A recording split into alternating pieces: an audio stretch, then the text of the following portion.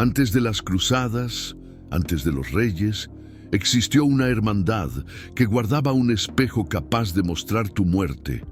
Nadie lo buscaba, nadie quería verlo, pero todos temían ser llamados por él.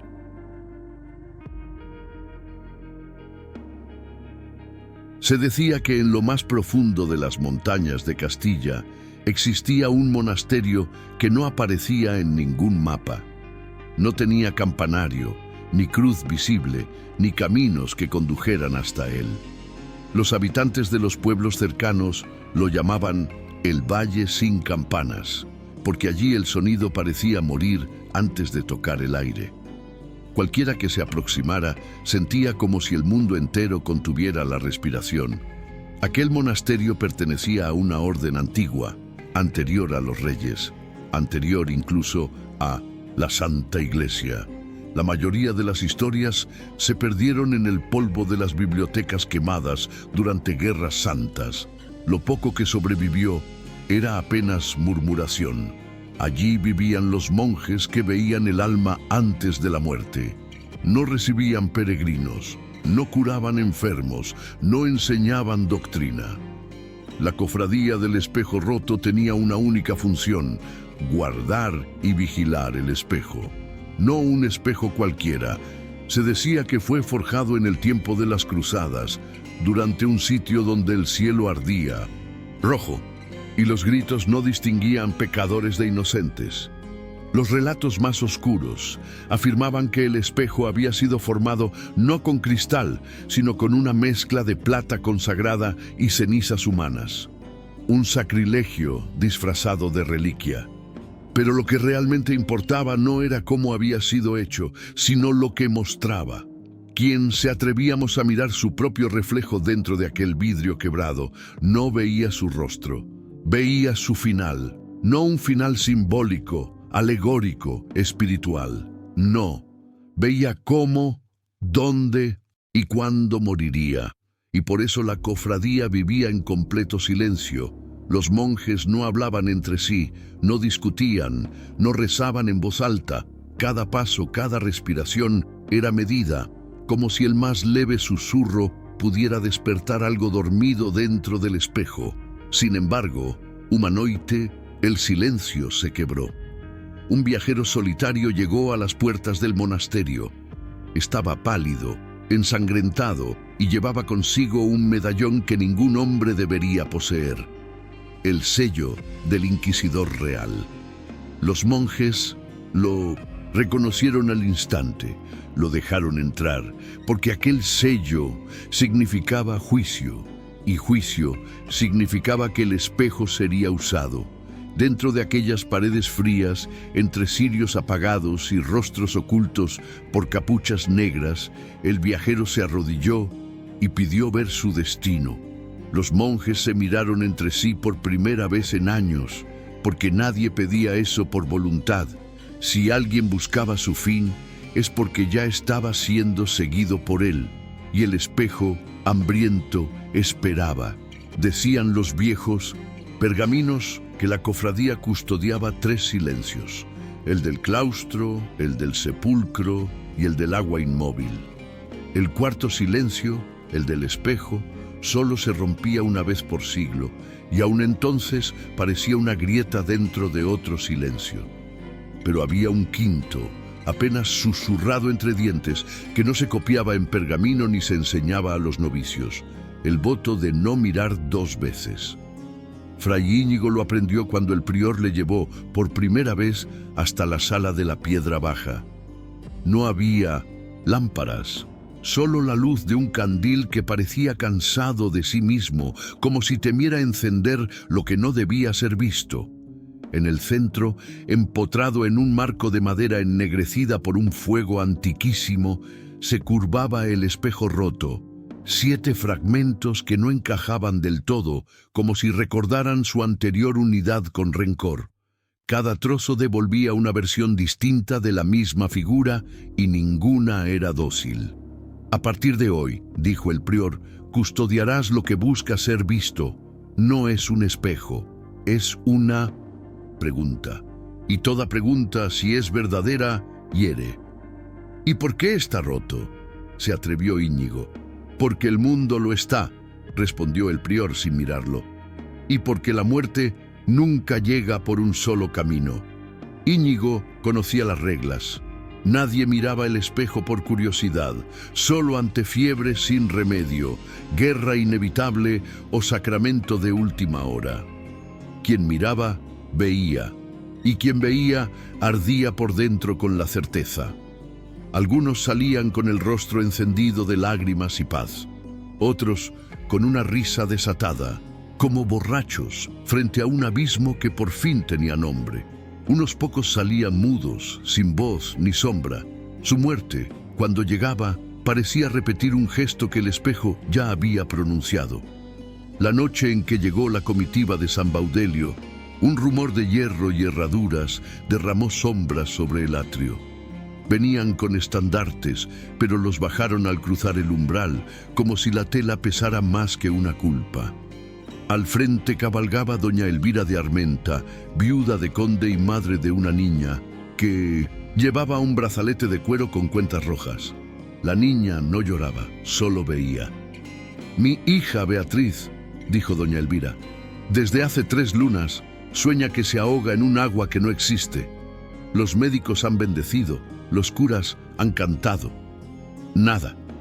Me dijeron que aquí se mira lo que mata y lo que salva». El prior guardó silencio. Íñigo sentía que el candil temblaba por dentro, como si una mano de viento chiquísimo soplara desde el espejo. Admitieron a la comitiva en el hospicio, lavaron el polvo con agua tibia y romero. A medianoche, cuando la luna se quebró en las losas, como si también fuera fragmento, el prior volvió a hablar. «La niña mirará, pero primero mirará a su madre». Elvira no discutió. Había en su postura una armadura invisible, una mujer que ya no temía lo que venía, porque lo peor había pasado al perder al marido en una guerra que no escogió. Aún así, al entrar a la piedra baja, su respiración se abreviaba como la de un caballo antes del salto. El espejo roto encendió su pálido resplandor sin aceite ni llama, y cada fragmento tomó la forma de un agua detenida. Elvira se plantó ante los 7 reflejos y, por un latido, Íñigo creyó que la sala se agrandaba. Luego la vio. En la primera astilla, una mujer enterraba un medallón junto a un roble. En la segunda, la misma mujer cerraba una puerta y dejaba fuera a alguien que suplicaba. En la tercera, el agua subía por las gradas de una capilla como si fuera marea. En la cuarta, la niña tragaba aire y reía. En la quinta, un caballo se espantaba ante una luz negra. En la sexta, un hombre sin rostro se arrodillaba. En la séptima, nada. Solo un vacío que sin embargo miraba. Elvira cayó de rodillas. No gritó. Puso la frente en el suelo y, cuando habló, su voz ya era de piedra. «Lo he visto», dijo. «No a mí, la puerta. Yo la cerré». El prior inclinó la cabeza. «El espejo no muestra la muerte como destino», dijo, «sino como deuda. Lo que has negado, vuelve a pedir entrada». «Entonces, ¿mi hija?». Elvira alzó los ojos. El agua no mata», susurró Íñigo sorprendiéndose al oír su propia voz. «El miedo sí». El prior lo miró, quizá por primera vez, como se mira a un hermano y no a un aprendiz. «Mañana, cuando despierte, Beatriz mirará, y no mirará 2 veces». El quinto voto parecía un cuchillo sin hoja, invisible, pero pesaba en el aire. La niña dormía. Las manos pequeñas reposaban sobre el brazalete de cuero con cuentas rojas. El candil, afuera, trazaba círculos blandos en la pared del hospicio. Cada círculo era una orilla, y en cada orilla Íñigo oyó llegar un mar. No era posible, el monasterio estaba a días del océano. Pero la cofradía había aprendido que el agua también viaja por los nombres. Amaneció sin pájaros. El prior les indicó ayuno y silencio. La niña abrió los ojos sin sobresalto, como si llevara siglos despierta debajo de otra vigilia. Cuando entró en la piedra baja, no apretó la mano de su madre, ni buscó refugio en nadie. Miró el espejo roto con esa atención que tienen los niños entre la valentía y el juego. Íñigo pensó que la valentía no es falta de miedo, sino obediencia a algo más grande que él. «Beatriz», dijo el prior, «el espejo te mostrará una imagen. No será toda la verdad, ninguna lo es, pero será la parte que te toca». La niña asintió. El espejo se encendió por dentro, como si alguien soplara desde un pozo. No hubo 7 escenas esta vez. Las grietas se alinearon por un momento, fugazmente, y lo que los adultos vieron fue apenas un destello. Beatriz, en cambio, vio completo. Un río que fluía bajo la capilla de San Baudelio, una escalera de piedra que descendía a una cripta, una lámpara apagada y un hilo de agua neto como una vena. Vio su propia mano extendida hacia la oscuridad y la oscuridad respondiendo con una luz verdosa, suave, dulce, invitándola a avanzar. Vio entonces a su madre cerrando una puerta, no por crueldad, sino por pánico. Vio la marea subiendo dentro del templo como si la fe fuera charco. Y, sobre todo, oyó una risa. No era la suya. No, era de hombre, no era de mujer. Era una risa sin rostro. La niña retrocedió un paso, pero no lloró. Levantó los ojos hacia Íñigo, como preguntándole algo que no tenía palabras. «El agua recuerda», dijo Íñigo, sin saber de dónde venía la frase. «Si desciendes, que sea con lámpara y con canción». «¿Canción?», preguntó Elvira, trémula. «La cofradía guarda salmos que abren y salmos que cierran», replicó el prior. «Lo que se ríe ahí abajo conoce nuestras voces, pero no conoce la tuya, Beatriz. El espejo no te mostró la muerte, te mostró el camino por el que dejará de buscarte». Elvira apretó el brazalete de la niña. «¿Y si falla? Entonces sabremos que la deuda no era esta», dijo el prior, «y miraremos la siguiente puerta». Antes del mediodía, 3 hermanos descendieron con ellas a la cripta. El monasterio, construido sobre ruinas romanas y huesos sin nombre, tenía túneles como pergaminos doblados. La escalera era húmeda, con ese olor a antigua moneda y a piedra que ha visto demasiadas rodillas. La lámpara apenas mantenía a raya la oscuridad, pero donde el espejo había señalado, el agua cantaba con sonido de dedos sobre cristal. Encontraron la compuerta, madera ennegrecida, hierro viejo, la forma de una cruz vencida por el peso de la humedad. El prior entonó un salmo que hablaba de puertas y de pastores. Íñigo sostuvo la lámpara. Beatriz, pequeña y obstinada, puso la palma sobre la madera. «No tengas miedo», susurró Elvira. «Si te ahogas, me ahogo contigo». «No nos ahogaremos», dijo la niña, y fue la primera vez que sonrió desde que llegó. El agua solo quiere que la escuchen. La compuerta cedió con un gemido que parecía palabra. El pasadizo descendía hacia un hipogeo, donde el agua formaba un espejo propio, perfecto, sin grietas. Íñigo, por un instante, sintió que había 2 espejos enfrentados, el de arriba, roto, el de abajo, entero. Pensó en la frase del prior: «El mundo lo está». Y si la reparación no consistía en unir fragmentos, sino en recordar que siempre hubo otro, rostro reflejando lo que no nos atrevimos a mirar. Entonces se oyó la risa. Llegó desde el agua, no con sonido, sino con intención. La lámpara vaciló. Las cuentas rojas del brazalete de Beatriz parecieron brillar con una luz interna, como carbunclos. Elvira dio un paso, pero la niña se le adelantó. Se arrodilló junto al borde y susurró la melodía más simple que conocía, la que su madre le cantaba cuando la fiebre subía y las palabras se quedaban cortas. Era una canción sin gloria, humilde, que no hablaba de santos ni de reyes, hablaba de un camino de trigo bajo el sol. La risa se interrumpió. «¿El agua?», respondió.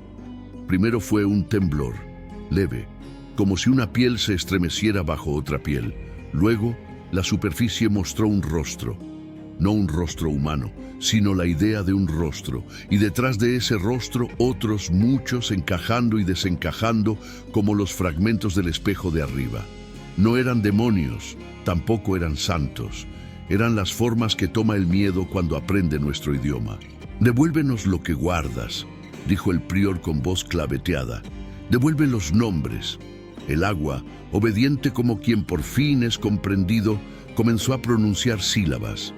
No se oían, se pensaban. Íñigo las sintió en la boca del estómago.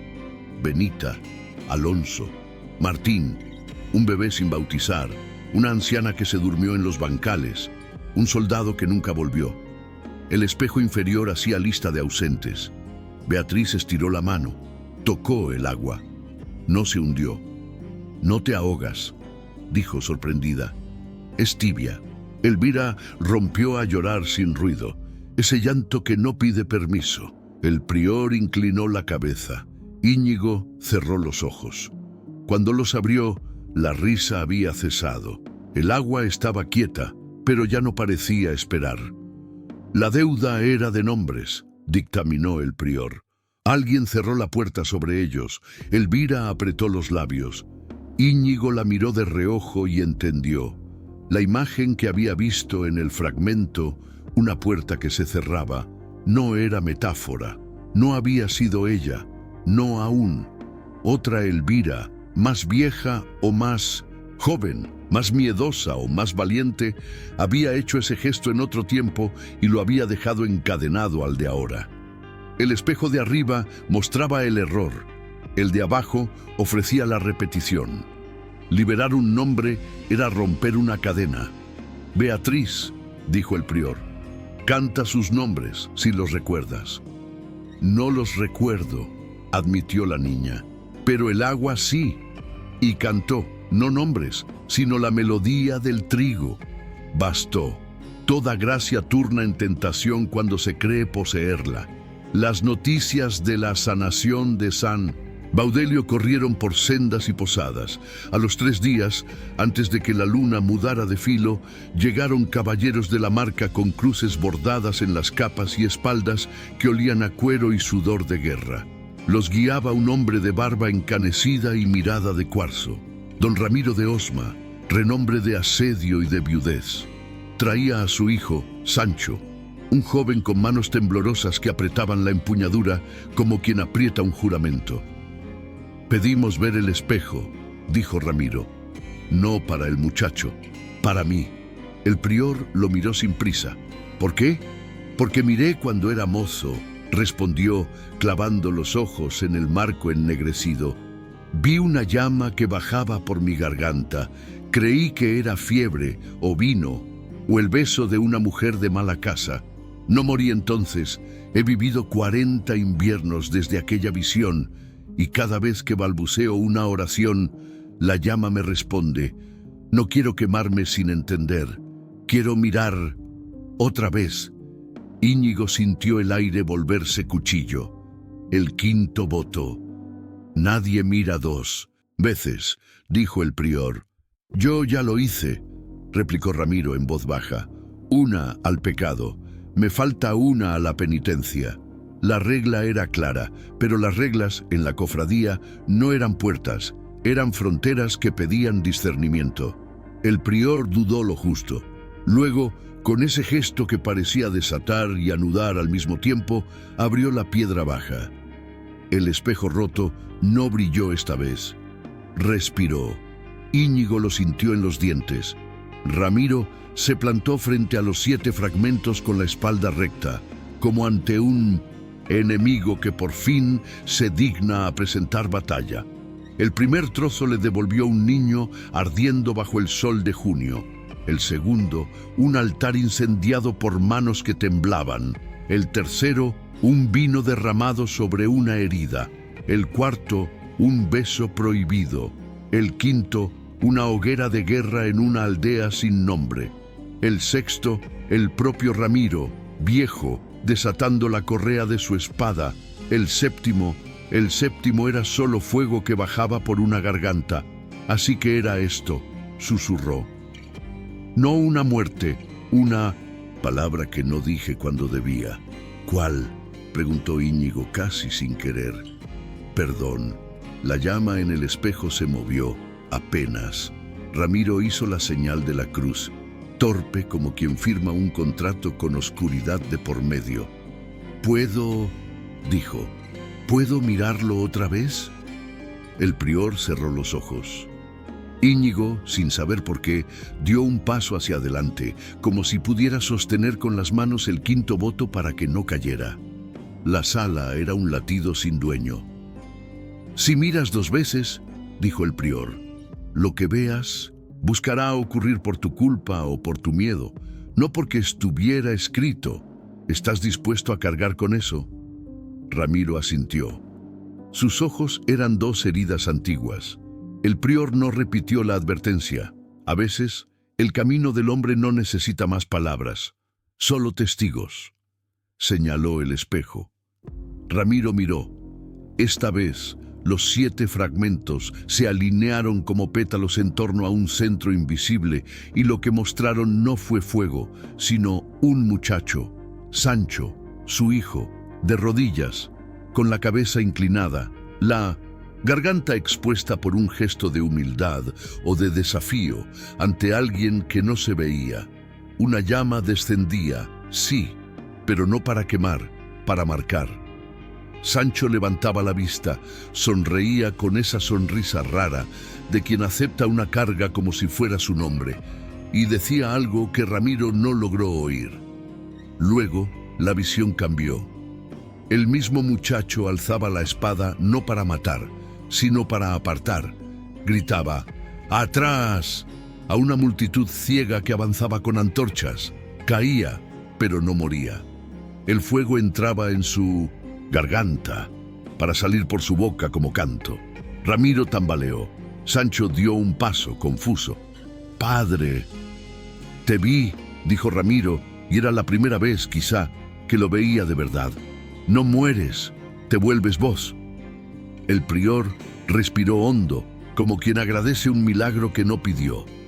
Íñigo comprendió, con un escalofrío que le hizo arder los ojos. El quinto voto no era un tabú arbitrario, era misericordia. Mirar 2 veces obligaba a elegir. Ramiro había querido cargar con la culpa de su propia visión, y el Pilsentoshindu, espejo, le devolvía la posibilidad de convertirla en promesa para otro. No era menos peligroso, era más verdadero. «Entonces», dijo Íñigo lentamente, «el espejo no mata, exige. A veces exige lo único que un hombre guarda como tesoro», murmuró Ramiro con los ojos húmedos. «Su orgullo». Y se arrodilló, no ante el espejo, sino ante su hijo. La lluvia comenzó 3 días después, fina al principio, como un velo puesto sobre los tejados del monasterio. Pero no tardó en volverse un tambor constante, golpeando la piedra, llenando las canaletas, desbordando los aljibes. Los hermanos de la cofradía sabían leer la lluvia como otros leen las escrituras. Cada cambio en el ritmo, cada pausa, cada repique contra el mármol era una sílaba.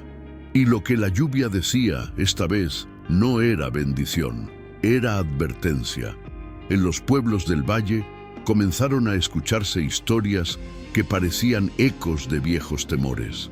Se decía que el río de San Baudelio, el mismo que Beatriz había visto en el reflejo del agua, subterránea, ahora hablaba.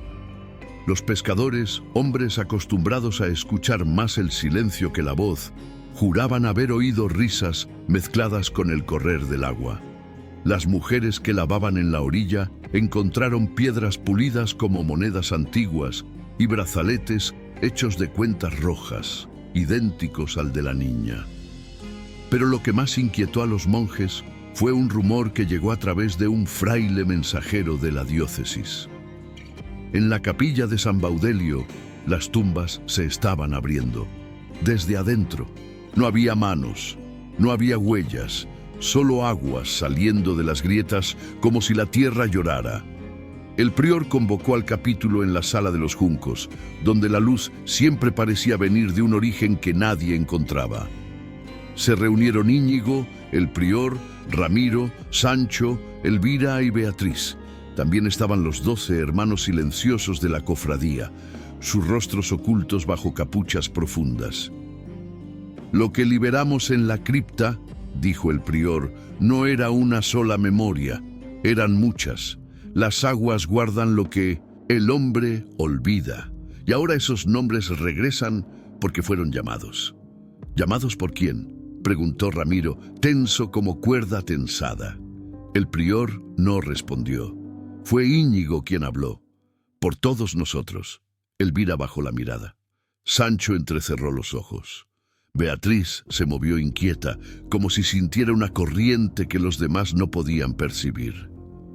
Nadie rompe un destino sin mover otro, continuó Íñigo. La puerta que abrimos abajo no solo devolvió lo que estaba perdido, despertó lo que vigilaba. El prior asintió con un lento y grave movimiento. El espejo roto no es únicamente un instrumento de revelación, es también una obligación. Lo que muestra busca cumplirse, lo que oculta busca nacer. Sancho apretó la empuñadura de su espada. ¿Qué debe hacerse? Hubo un silencio que no fue vacío, sino lleno de algo que respiraba entre ellos. Entonces la niña habló. La risa que escuchamos no era mala, susurró Beatriz. Estaba sola.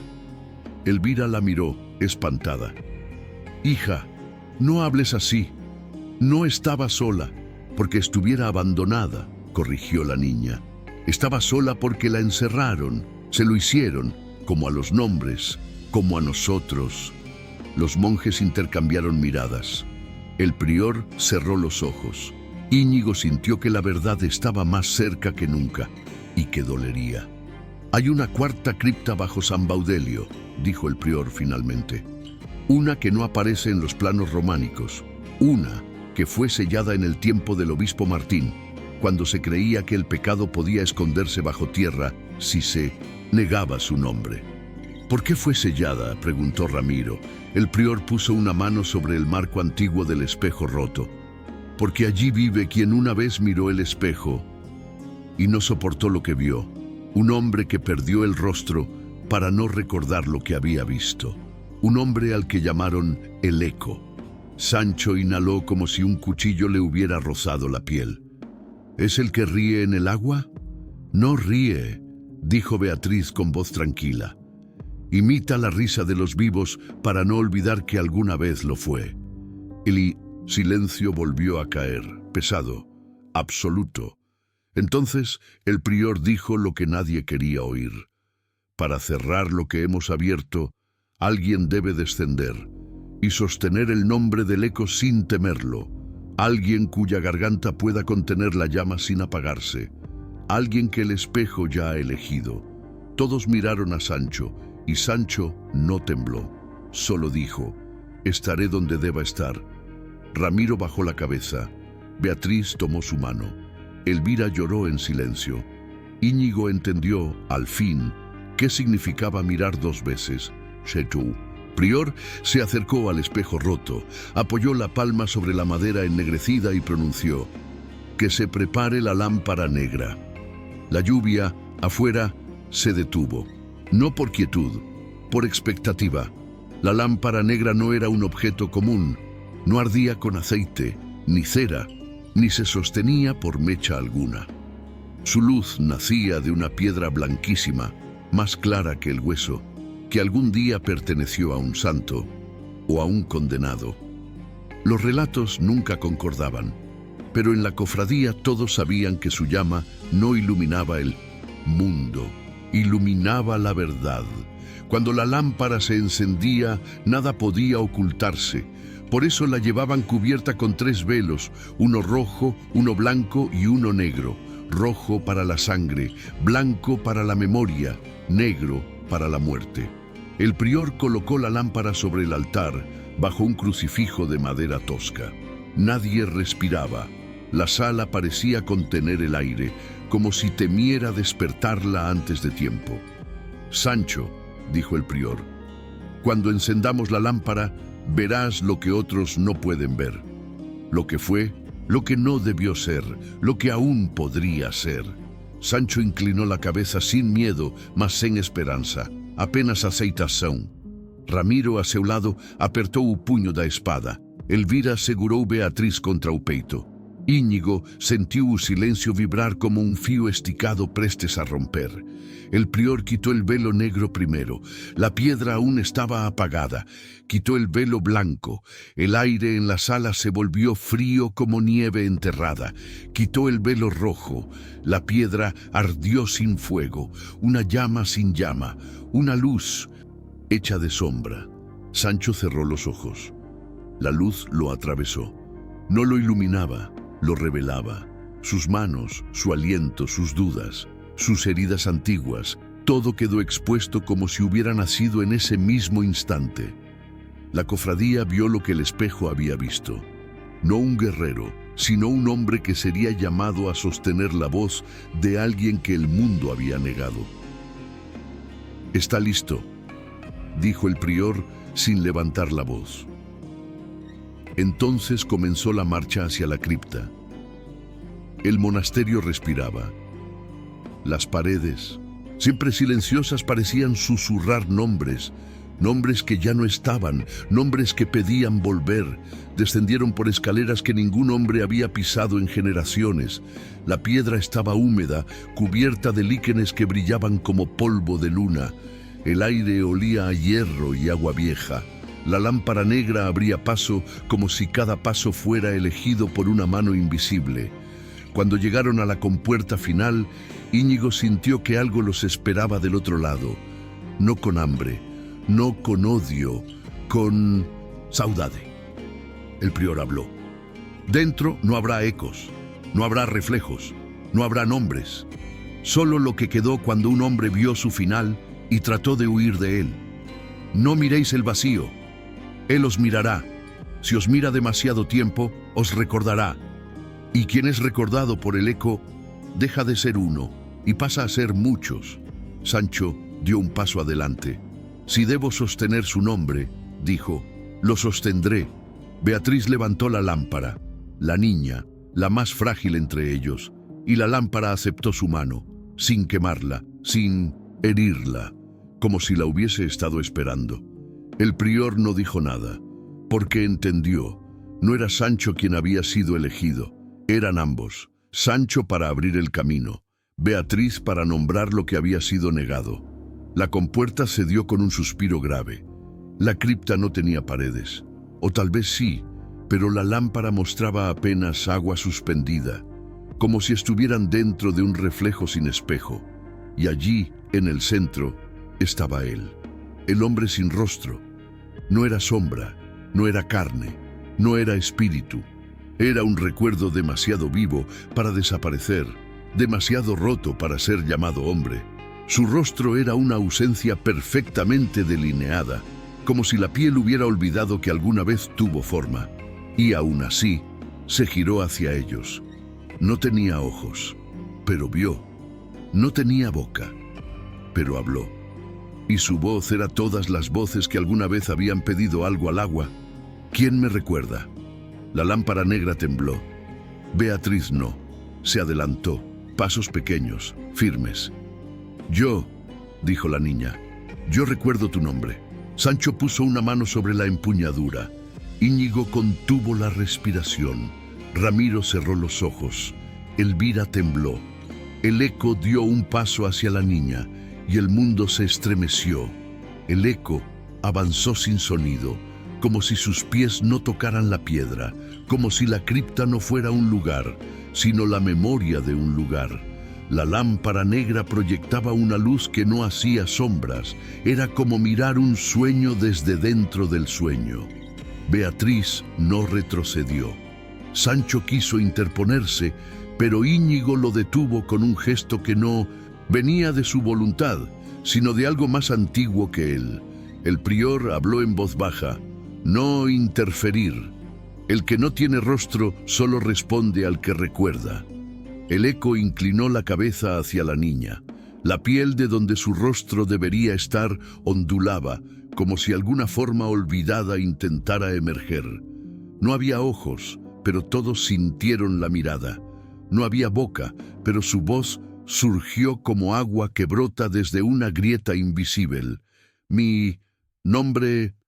La palabra se fragmentó en 7 susurros diferentes. 7 voces. 7 destinos que se habían roto junto con el espejo. Beatriz levantó la lámpara. La luz negra bañó al eco. Entonces algo comenzó a aparecer. No un rostro, no aún, pero la marca de un antiguo sacramento. Una cruz sin brazos. Un signo que jamás perteneció a la iglesia. Íñigo sintió el corazón golpear contra sus costillas. «Ese signo», susurró. El prior cerró los ojos, resignado. «Es la marca de los que miraron el espejo cuando aún estaba entero». Ramiro tragó saliva. «Antes de que estuviera roto, antes», dijo, oh prior, «la muerte no era un destino, era un pacto». El eco extendió una mano hacia Beatriz. Su palma era pálida, casi traslúcida, como piel de cera iluminada por dentro. No era una amenaza, era un pedido. «No recuerdo», dijo la voz de agua. «Ayúdame». A menina de un paso. A lámpada brilló, respondiendo a un movimiento. Elvira contuvo un grito, pero no llamó. Una madre conoce cuando debe dejar ir, incluso cuando el alma sangra por dentro. Beatriz habló. «Tu nombre fue dicho cerca del agua, en un lugar donde no había luz, y fue olvidado porque alguien te negó». El eco tembló. La cripta entera tembló. Sancho respiró hondo. «Entonces», dijo casi para sí, «quien negó su nombre aún vive». El prior inclinó la cabeza. «Nunca muere quien es recordado por el miedo». Las piezas comenzaban a encajar. El espejo había mostrado muerte, el agua había mostrado ausencia, la cripta mostraba lo negado. Íñigo dio un paso adelante. Él fue un hermano, un monje de esta cofradía. El prior abrió los ojos y no negó. A verdade cayó como una lámina. Hace generaciones, antes de que el espejo se rompiera, la cofradía era distinta. No guardaba la muerte, la administraba. Un monje, uno solo, miró el espejo cuando todavía mostraba los hilos que unen un destino a otro.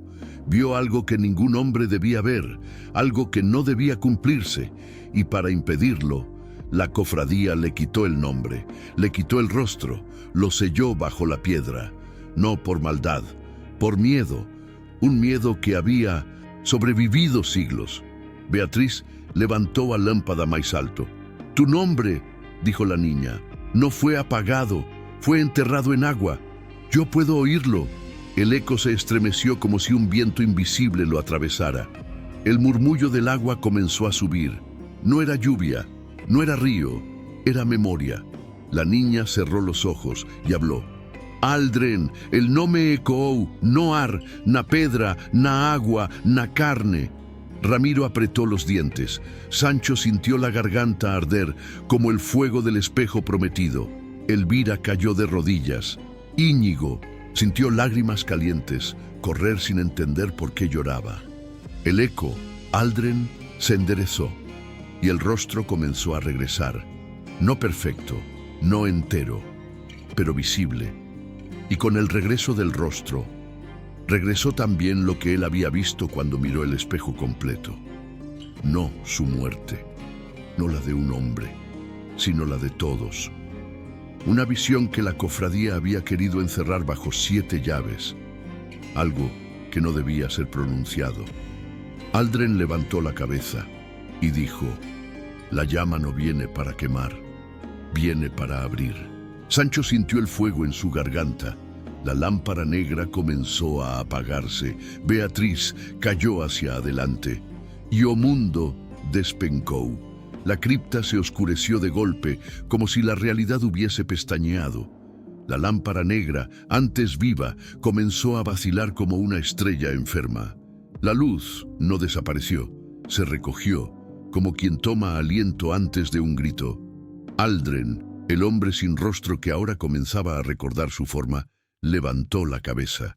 La piel de su rostro vibraba, recomponiéndose no desde la carne, sino desde la memoria. Íñigo sintió un hormigueo en la nuca. «No está volviendo lo que fue», dijo el prior con voz ronca. «Está volviendo lo que vio». El fuego que Sancho llevaba en el pecho ardió más fuerte. No era dolor, era reconocimiento, como si aquel fuego fuese una herencia. La voz de Aldren resonó sin garganta, sin aire, sin límite. «Yo vi el espejo cuando aún era uno, antes de que la cofradía lo quebrara, antes de que la muerte fuera una deuda». Los hermanos silenciosos tensaron las manos bajo las mangas, como para no caer de rodillas. Incluso el prior guardó silencio. Incluso la piedra parecía escuchar. «Lo que vi», continuó Aldren, «no fue mi final. Fue el final de todos». La cripta reverberó como un tambor profundo.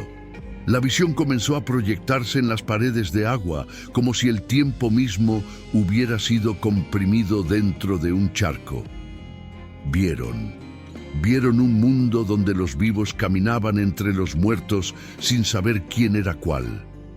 Vieron ciudades silenciosas, donde las campanas estaban rotas y las puertas abiertas. Vieron lámparas negras encendidas en cada altar, no para iluminar, sino para vigilar. Vieron multitudes marchando detrás de un fuego que no quemaba, pero marcaba. Un fuego que hablaba, que elegía, que nombraba. Y vieron, sobre todo, a un niño con un brazalete de cuentas rojas, cantando para un río que respondía, y detrás del niño, un joven de garganta encendida por dentro, con una espada baja, no para matar, sino para apartarse ante lo que vendría. Beatriz, Sancho, los dos, siempre los dos. Íñigo sintió un peso abrirse como una herida detrás del pecho. «Esa visión», susurró, «¿era profecía?»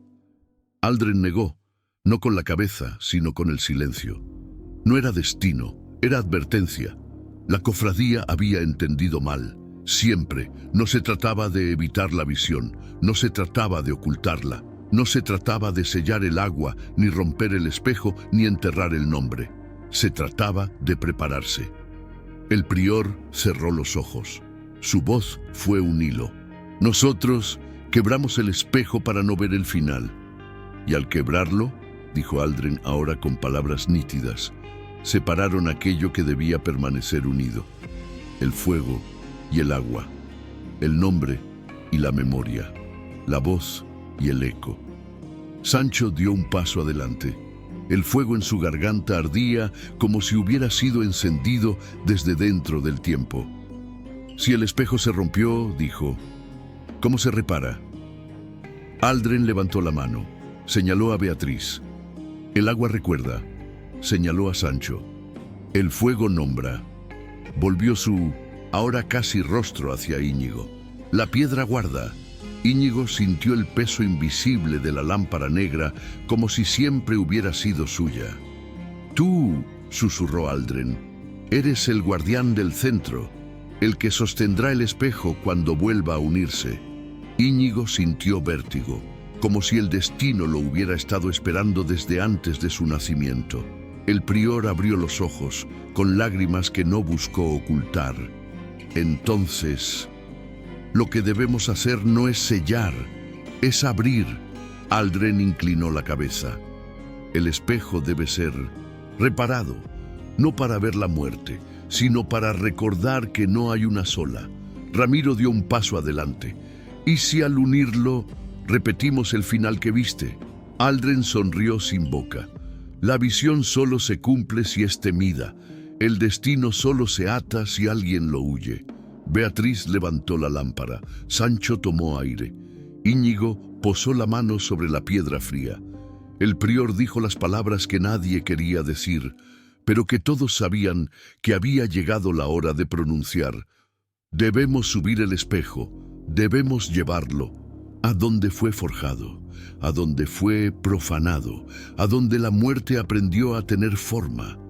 Aldren cerró lo que ahora era un rostro completo y abrió los ojos que recién nacían. En ellos había misericordia y terror. Volveremos a Jerusalén. La lámpara negra se apagó y la montaña contuvo el aliento. Salir del monasterio no fue una partida, fue un desentierro.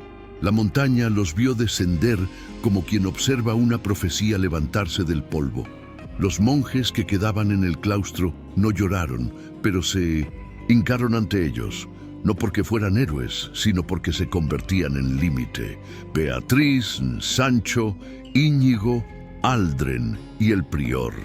5. Como las grietas principales del espejo.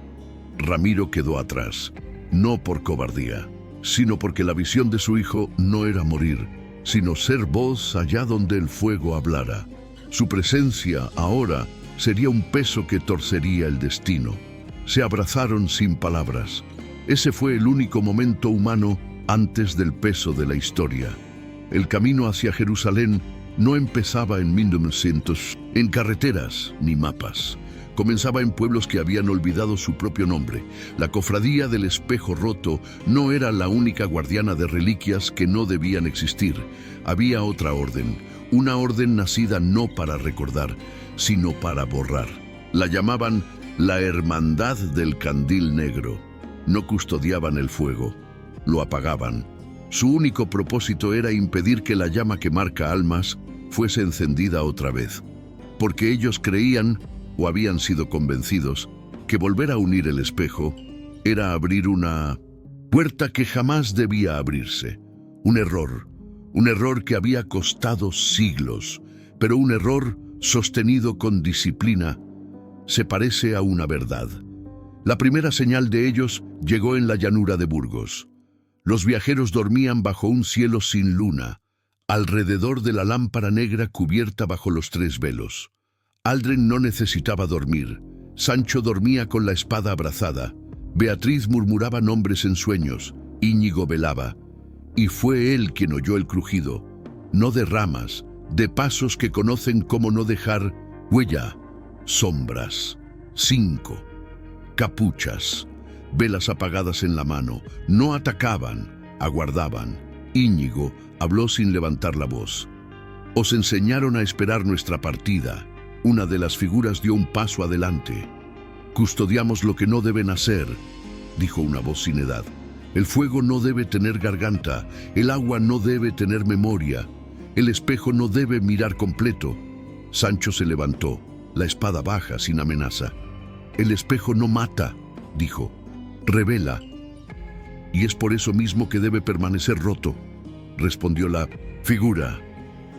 El mundo no soporta ser visto.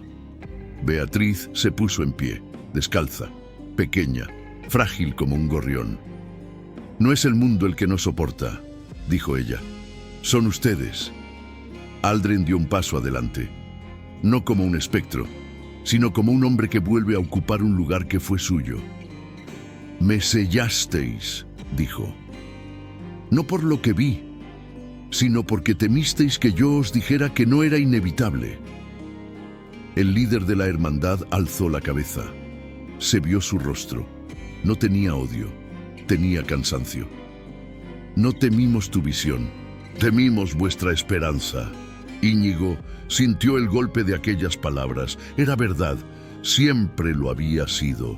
La cofradía había quebrado el espejo para no tener que actuar. Mejor un destino oscuro cierto que una libertad peligrosa. Beatriz entonces hizo algo que nadie esperaba. Se acercó a la hermandad, lentamente, sin miedo. Tomó la vela apagada de la mano de uno de ellos, la levantó, y la lámpara negra encendió la vela, sin fuego, sin humo, sin calor, solo luz. El líder retrocedió un paso. Esto no es posible. Beatriz lo miró como si fuera un niño que nunca aprendió a nombrar lo que ama. La llama no quema, revela. Sancho levantó su espada, no para atacar, para sellar un juramento. Íñigo sostuvo la lámpara. El prior cerró los ojos, aceptando lo que siempre había sabido, pero nunca había dicho. el espejo debe volver a ser uno. La hermandad del candil negro no atacó, porque vieron algo que los desarmó. La niña, la vela encendida por luz sin llama, el fuego que no destruía. Una verdad más, antigua que la disciplina. No se combate aquello que ya te ha mostrado tu rostro. Se apartaron y simplemente dijeron: si vais a Jerusalén, no iréis solos. Otros también despiertan. Aldren inclinó la cabeza. Entonces, el mundo todavía respira. El viaje continuó, y con él la visión se acercaba. No como amenaza, sino como llamada. En Jerusalén, el espejo esperaba. Roto, silenciado, dormido, y aquello que dormía con él no era muerte, era puerta. Jerusalén no se anunciaba con campanas, sino con silencio. Un silencio espeso, antiguo, que había visto caer imperios, levantarse profetas y morir reyes sin que la tierra cambiara su latido. Las calles eran un laberinto de piedra viva. El aire olía a aceite, polvo y plegarias que nunca llegaron al cielo. Aldren caminaba adelante, no como un guía, sino como quien, al fin, vuelve a casa después de siglos de destierro. Beatriz sostenía la lámpara negra, su luz sin llama respirando contra las paredes. Sancho sentía el fuego en su garganta, cada vez más fuerte, como un tambor que marcaba la llegada de algo inevitable. Íñigo llevaba, envuelto en telas sagradas, los 7 fragmentos del espejo roto. El prior caminaba en silencio, los ojos clavados en lo que sabía que sería su última tarea. La sala donde el espejo había nacido estaba bajo la ciudad, oculta tras un muro sellado con 3 cruces sin nombre. No era una iglesia, no era un templo, era un lugar anterior al lenguaje de la fe, una cripta donde hombres habían aprendido que la muerte era puente, no final. Cuando la puerta se abrió, el aire salió como un suspiro detenido por siglos. Dentro, sobre un altar de mármol negro, esperaba el marco vacío. El espejo roto había sido traído aquí para ser quebrado, y ahora regresaba para recordar. Íñigo colocó los fragmentos, uno a uno. No encajaban, no debían encajar por la fuerza, solo cuando cada parte fuera reconocida. Beatriz elevó la lámpara negra. La luz sin fuego cayó sobre los fragmentos. Entonces, los recuerdos comenzaron a moverse, no imágenes, no reflejos, vidas. El niño ahogado que nunca murió, la madre que cerró la puerta para salvarse y se condenó, el guerrero que vio llamas donde había amor, el monje que perdió el rostro para guardar un secreto, los nombres que el agua había retenido por dolor, las voces que la tierra había callado, las promesas que la muerte aún esperaba. Todo eso buscaba reunirse. Sancho dio un paso al frente. El fuego en su garganta ardió como aurora. Si debo ser voz, dijo, hablo ahora. Cantó, un canto sin melodía, un canto que era llama. Beatriz lo acompañó. No cantaba fuego, cantaba agua, un murmullo suave, el mismo que había susurrado al río en la cripta. Agua y fuego se encontraron, y el espejo respondió. Los fragmentos se elevaron, giraron, temblaron. El marco los llamó, no para mostrar la muerte, sino para mostrar la verdad. La muerte no viene una vez, viene de tantas formas como caminos hay. No es destino, es puente. Y quienes guardan el espejo no deben temer la visión, deben acompañarla. Aldren dio un paso adelante, su rostro ahora entero tenía la suavidad de quien ya lloró demasiado. Esta es la verdad que intenté decir, susurró. La muerte nos separa, une. El espejo se cerró, entero, y no mostró fin, mostró comienzo. Mostró pueblos donde el agua ya no guardaba nombres, sino los devolvía. Mostró niños que cantaban para sanar lo que el miedo había quebrado. Mostró espadas que no mataban, sino abrían camino. Mostró madres que no cerraban puertas. Mostró hombres que se arrodillaban no por derrota, sino por reconocimiento. Mostró un mundo donde el miedo ya no gobernaba. Sancho cayó de rodillas, exhausto. Beatriz lo sostuvo. Íñigo lloró, no por tristeza, sino porque algo en él había regresado. El prior sonrió, una sonrisa pequeña, humana. Sabía que su tiempo había terminado. Aldren alzó la mano, tocó el espejo, y por primera vez en siglos, el espejo no mostró nada, porque no tenía nada que advertir. El mundo, por un instante, no tuvo miedo. La montaña, los ríos, los cementerios, los claustros, todo quedó en silencio. No silencio de muerte, silencio de comienzo. La cofradía ya no era guardiana del final, era guardiana del regreso. El espejo brilló, y la noche entera contuvo el aliento. Y así, mientras el espejo permanecía entero por primera vez en siglos, el mundo guardó silencio, como si la historia hubiera encontrado al fin un nuevo punto desde donde comenzar. Si esta historia te hizo pensar, si te acompañó mientras la escuchabas, te invito a dejar tu comentario. Quiero saber qué parte te quedó resonando en el pecho. Y si deseas escuchar más relatos como este, suscríbete al canal y activa la campana. Aquí, las leyendas nunca mueren, solo esperan ser contadas.